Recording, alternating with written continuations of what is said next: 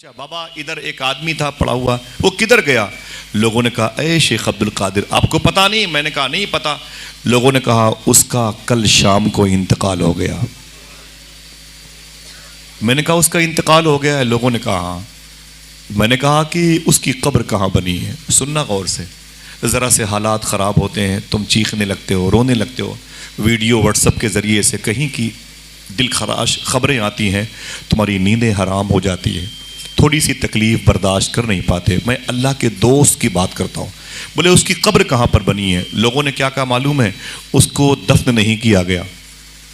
बोले क्यों? बोले उसके दीन धर्म का कुछ पता ही नहीं था। बोले फिर?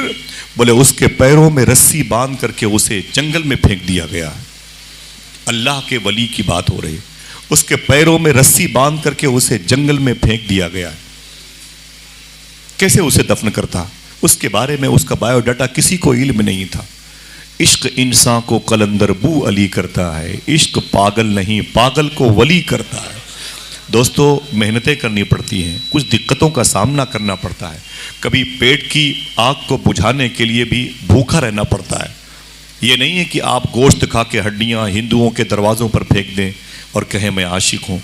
ये नहीं है कि आप अपने ब्रांडेड जूते पहन कर के किसी गरीब की टूटी हुई चप्पल का मजाक उड़ाएं और ये कहें कि मैं आशिक हूँ। ये नहीं कि अपनी गाड़ी में इतनी आवाज़ सिलेंसर में कर दें कि यतीम बच्चों को नींद ना आए। ये नहीं कि किसी बूढ़े की नमाज़ पढ़ने के पहले नमाजी के नमाज मस्जिद में जाने के बाद उसकी लाठी गायब कर दें, उसके चप्पल जूते गायब कर दें, उसकी गुर्बत का मजाक उड़ाइए। इश्क नहीं है, इश्क कुर्बानी मांगता है। सरकार गौसे आज़म से पूछा किसी ने, हुजूर किस घर के लोगों को गरीबी का सामना करना पड़ता है? किस घर के लोग गरीब होते हैं? सब सुने, अपनी बहन बेटियों को बताएं किस घर में गरीबी आती है। सरकार गौसे आज़म फरमाते हैं जो अकेले खाने का आदी होता है उसके घर में गरीबी आती है। कभी चाय पिला दिया करो, कभी फजर के बाद नमाजियों को अपने घर ले आया करो, कभी असर के बाद इमाम और मौज़िन को अपने घर लेके चले आया करो, इंशाअल्लाह बोले। कभी कोई खुशी की खबर आए तो 10 रुपए का पार्ले बिस्कुट कुत्तों को खिला दिया करो। कभी दिल में अच्छी खबर मिले ना, मदीने पाक की हाज़िरी की सूरत में 2-4 किलो सेब, 2 दर्जन केला लेकर करीब के किसी अस्पताल में चले जाया करो। तुम टोपी लगा के वहाँ के गरीबों को, मरीज़ों को तुम नाश्ते का इंतज़ाम करोगे, वो तुम चले आओगे, वो तुम्हें नहीं जानते लेकिन नबी को जानते हैं। वो लोगों से कहेंगे मुसलमान आए थे और हमारी भूख मिटा के गए हैं, मुसलमान आए थे हमारी प्यास मिटा के। कभी चाय के पैसे लेकर के आप बैठ जाएं किसी होटल पे, किसी रिक्शे वाले को चाय पिला दिया करें, वो तुम्हें नहीं जानता लेकिन मदीने वाले को जानता है। लेकिन हम अकेले खाने के आदी हो गए, इसीलिए खाने के बाद दवाइयाँ भी खाते हैं। अगर खिला के खाने लगे तो दवाइयाँ कम खानी पड़ेगी। सूफ़ी साहब का ये जुमला है, मैं कई सालों से बयान करता हूँ। सूफ़ी साहब फरमाते हैं कि जिन घरों के दरवाजे इतने मोटे हों कि फ़कीरों की सदाएं अंदर न जाने पाएं, उस घर के बच्चे बड़े बीमार रहते हैं। जिस घर के दरवाजे पर कुत्ते भूखे सोते हैं उनकी 3-4 नस्लें भूखी रहेंगी। खिलाने पिलाने का नाम इस्लाम है। गरीब नवाज ने यही उसूल दिया है, इस पर चला करें इंशाअल्लाह। दिल से बोले इंशाअल्लाह। सरकार गौसे आज़म फरमाते, मैंने कहा कहाँ है? बोले उसके पैर में रस्सी बांध के खींच के फेंक दिया गया। अल्लाह का वली। सरकार गौसे आज़म फरमाते मुझे जलाल आ गया। मैं उस जलाल की कैफियत में आगे बढ़ा। जब गया तो मैंने क्या देखा? उसकी लाश पड़ी हुई थी। किसकी बात हो रही है? आम मुसलमान नहीं, अल्लाह के वली की बात हो रही। फरमाते उसकी लाश पड़ी हुई थी और उसकी लाश को चील कौवे नोच नोच के खा रहे थे। आप अपने घर के मुर्दों के जिस्म पर मक्खी नहीं बैठने देते। वो वली किस आजमाइश से गुजर रहा है कि उसकी लाश को चील कौवे नोच के खा रहे थे। सरकार गौसे आज़म फरमाते मैंने कहा ओ मर्दे कलंदर, उस लाश से मुखातिब हुए, ओ अल्लाह के वली ये क्या तरीका है? तुमने कल कहा था कल आओगे तो जवाब मिल जाएगा और तुम रात ही में निकल लिए। वली झूठा नहीं होता, वली वादा खिलाफ नहीं होता, वली वादा शिकर नहीं होता, वली वादे से मुकरता नहीं है। तुम कैसे वली हो? बुला के निकल लिए। नोची हुई लाश से आवाज आई। आ सकती है कि नहीं? अल्लाह चाहे तो कुछ भी ना हो तब भी आवाज आती है। सरकार गौस आज़म से उस नोची हुई लाश ने कहा, अय शेख अब्दुल कादिर, मैंने तुमसे कहा था तुम आओगे, कल तुम्हें जवाब मिल जाएगा। ये बताओ तुम्हारा सवाल क्या है। गौस पाक फरमाते हैं, ये तो बताओ कि तुम ऐसे पड़े हो, तुमने अल्लाह से कुछ मांगा नहीं। तो उस दरवेश ने कहा, मैं अल्लाह का दोस्त हूँ, मैं आजमाइश के दौर से गुज़र रहा हूँ, न किसी की आँख का नूर हूँ, न किसी के दिल का करार हूँ, जो किसी के काम न आ सके वो मैं एक मुश्ते गुबार हूँ। पे फातिहा कोई आए क्यों, कोई आके शम्मा जलाए क्यों, कोई चार फूल चढ़ाए क्यों, मैं तो बेकसी का मज़ार हूँ। मैं आजमाइश पे मुझे सब्र हुसैन का फैज़ मिला है। अय अब्दुल कादिर, तुझसे मैंने कहा कल आओगे तो जवाब मिल जाएगा, बोलो तेरा सवाल क्या है। गौस पाक फरमाते, मेरा सवाल ये है कि मैं बड़ा हो के क्या बनूं। उस नोची हुई लाश से आवाज़ आई, आशिक बनो कि महबूब, यही सवाल है। फरमाते हैं हाँ। उस नोची हुई लाश से आवाज़ आई, अय अब्दुल कादिर, अगर महबूब बनोगे तो दुनिया तुम्हारी बड़ी इज्जत करेगी, बड़ी नाज बर्दारी करेगी, बहुत ही लाड और प्यार से तुम्हें रखा जाएगा। तुम जब गुजरोगे तो पूरी कायनात गुजरेगी, तुम ठहर जाओगे वक्त ठहर जाएगा, तुम्हारे पैरों का धोवन लोग पिया करेंगे, तुम्हारी बड़ी खिदमत करेंगे। दामाद को दर्जे महबूबियत का एक हिस्सा मिला है, जब घर पे आता है तो पूरे घर के लोग खुश हो जाते हैं, नाराज़ हो गया तो पूरा गांव मनाने के लिए जाता है। ये दर्जे महबूबियत का एक हिस्सा है। सैयदना शेख से उस वली ने कहा, अय शेख अब्दुल कादिर, अगर महबूब बनोगे तो बड़ी आओ भगत होगी, बड़ी इज्जतें होगी, बड़ी तुम्हारी तकरीम बजा लाई जाएगी। लेकिन अय अब्दुल कादिर, अगर आशिक बनोगे, ये मुश्किल रास्ता है।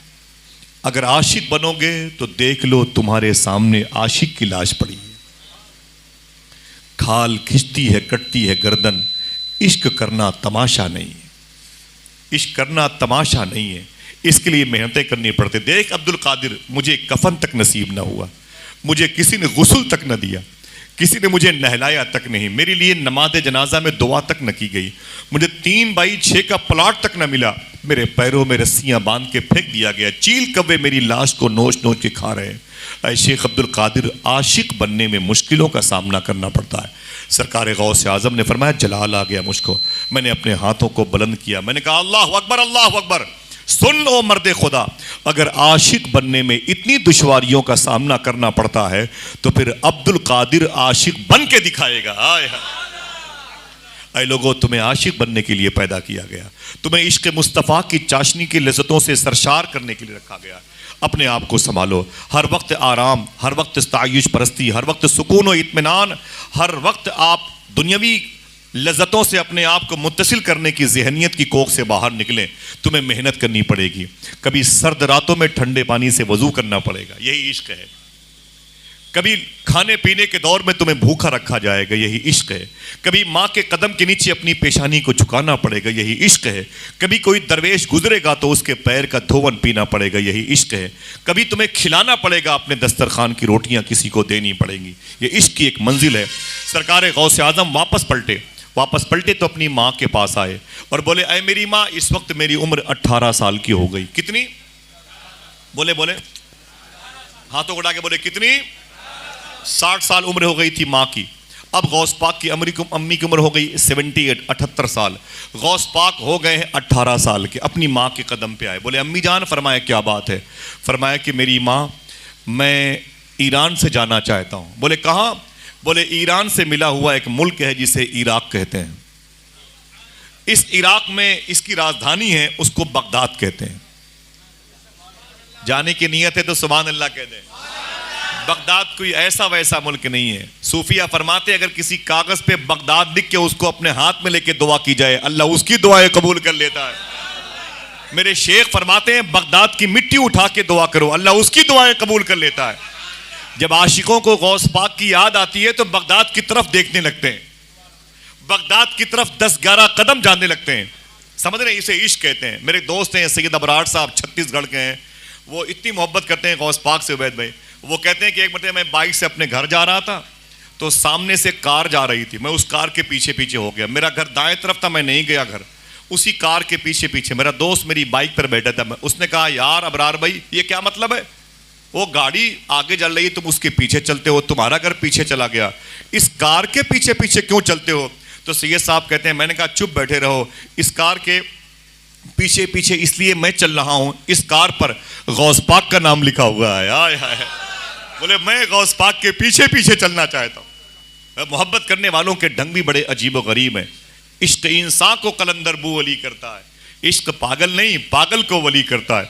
सरकार गौस आदम फरमाते मैं अपनी माँ के पास आया, मैंने कहा अम्मी जान, फरमाया क्या बात है, फरमाया मैं ईरान नहीं अब यहाँ नहीं रहूँगा। बोले क्यों, बोले मैं पढ़ाई करना चाहता हूँ, मैं तालीम हासिल करूँगा। बोले कहाँ पे, बोले ईरान से मिला हुआ एक मुल्क है जिसे इराक कहते हैं, इराक की राजधानी है बगदाद, बगदाद में एक रास्ता है जिसे शारे सिराज कहते हैं, उसमें एक मार्केट है जिसे सोकुल कफ़ा कहते हैं, उससे मिला हुआ एक मोहल्ला है जिसे बाबुल इज़्ज़त कहते हैं, इसी मोहल्ले में एक मदरसा है जिसे मदरसा निज़ामिया कहते हैं, उसके फाउंडर हैं शेख अबू सईद मखजूमी। अय मेरी माँ, मैं उस मदरसे में तालीम हासिल करना चाहता हूँ। माँ ने गौस पाक को अपने सीने से लगाया और एक जुमला कहा, अय मेरे बेटे अब्दुल कादिर तू जा, तू मेरी खिदमत के लिए नहीं पैदा हुआ, तू अपने दादा के दीन की खिदमत के लिए पैदा हुआ।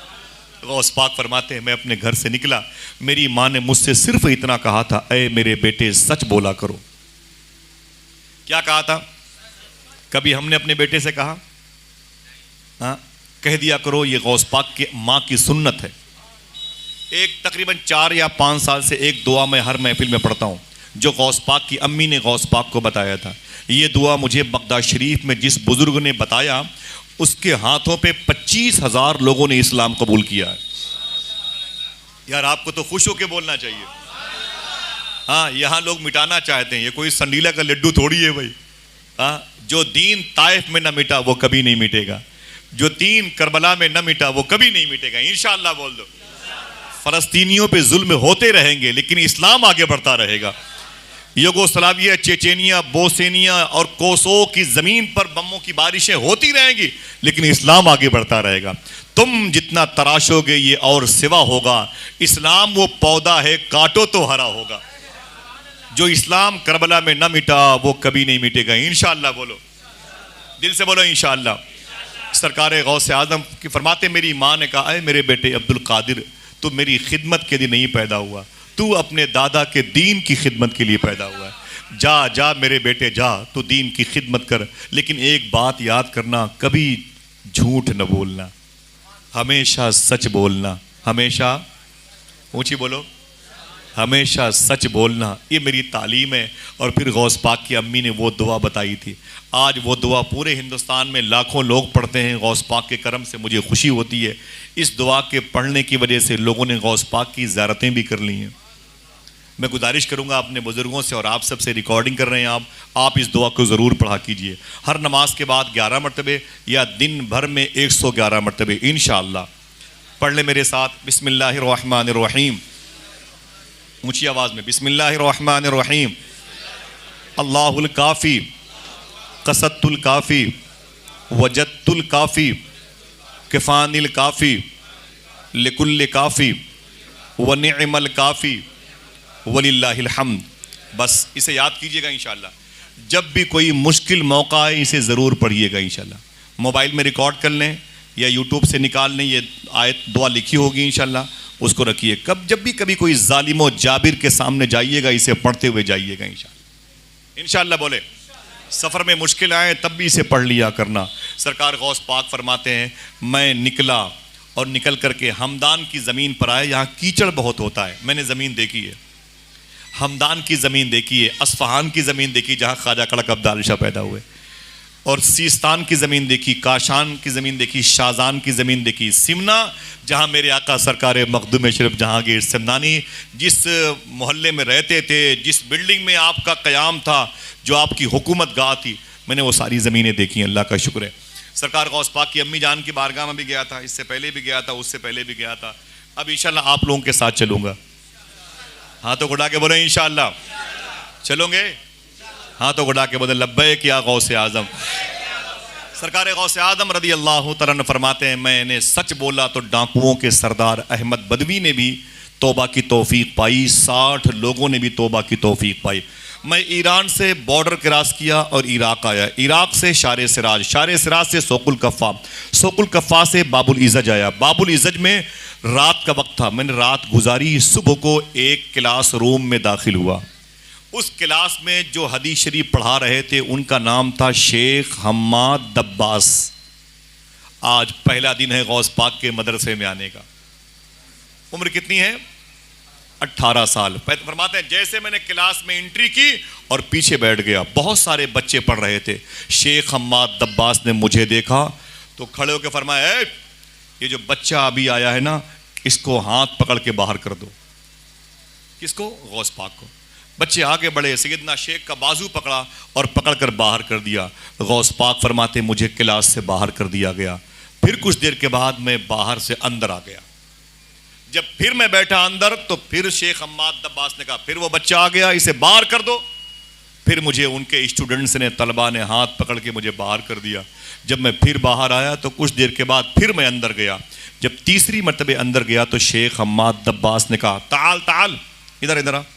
कहते मैं उठ करके करीब गया तो मैंने सलाम किया, शेख हम्माद दब्बास के हाथों को चूमा, मुझसे वो बगलगीर हुए, मुलाकात की और मुलाकात करने के बाद अपने स्टूडेंट से कहते हैं, अरे मेरे मदरसे के बच्चों, तुम क्या समझते हो कि ये बच्चा नाकारा है, क्लास रूम में रहने के लायक नहीं है, इसलिए मैंने इसे बाहर किया? फरमाते ना ना ना, मैंने सिर्फ इसके सब्र का इम्तिहान लेने के लिए इसे बाहर किया, और इसलिए बाहर किया कि तुम बार बार अंदर बाहर होने वाले बच्चे को देख लो। आज ये बगदाद में तालीम हासिल करने के लिए आया है। देखना कितने लोग सुभान अल्लाह कहते हैं। शेख हम्माद दब्बास कहते हैं आज ये बच्चा बगदाद शरीफ में तालीम हासिल करने के लिए आया है। कल एक ऐसा दौर आएगा इसी बगदाद की ज़मीन पर, यहीं पर एक कुर्सी पर बैठ के ऐलान करेगा, कदमी हाद ही अला रकबत कुल्ले वलील्लाह, मेरा ये कदम तमाम औलिया की गर्दनों पर पाया जाता है।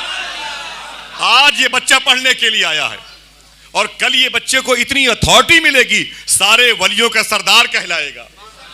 बोलो बोलो बोलो, सारे वलियों का सरदार कहलाएगा। फिर शेख हम्माद दब्बास ने अपनी दाढ़ी पकड़ी, जिनको उम्र 70-80 साल की है, अपनी दाढ़ी पकड़ी और गौस पाक की तरफ आए, बोले ऐ शेख अब्दुल कादिर, आज हमारा दौर है, आज हमारा दौर है, और कल जब तुम्हारा दौर आए तो इस बूढ़े को भूलना नहीं, इसके लिए भी दुआएं करते रहना।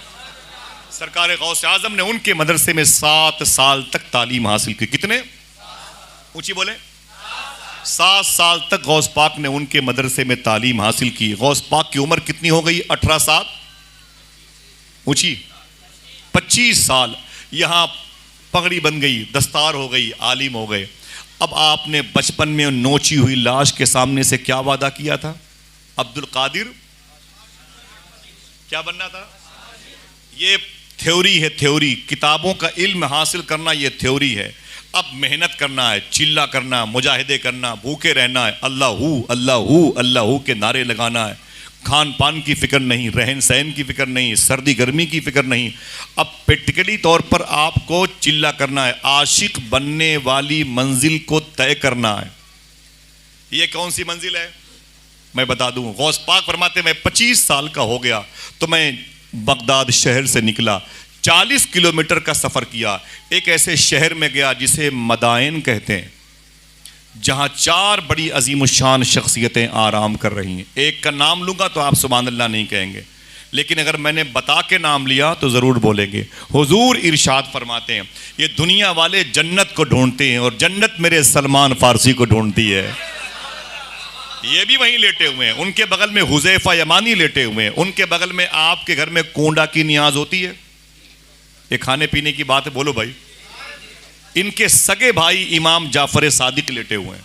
मदीने में हुजूर ने पेट पर पत्थर बांध करके जिसके घर की दावत कबूल की थी, जिनको हजरत जाबिर कहा जाता है, उनके बेटे लेटे हुए हैं।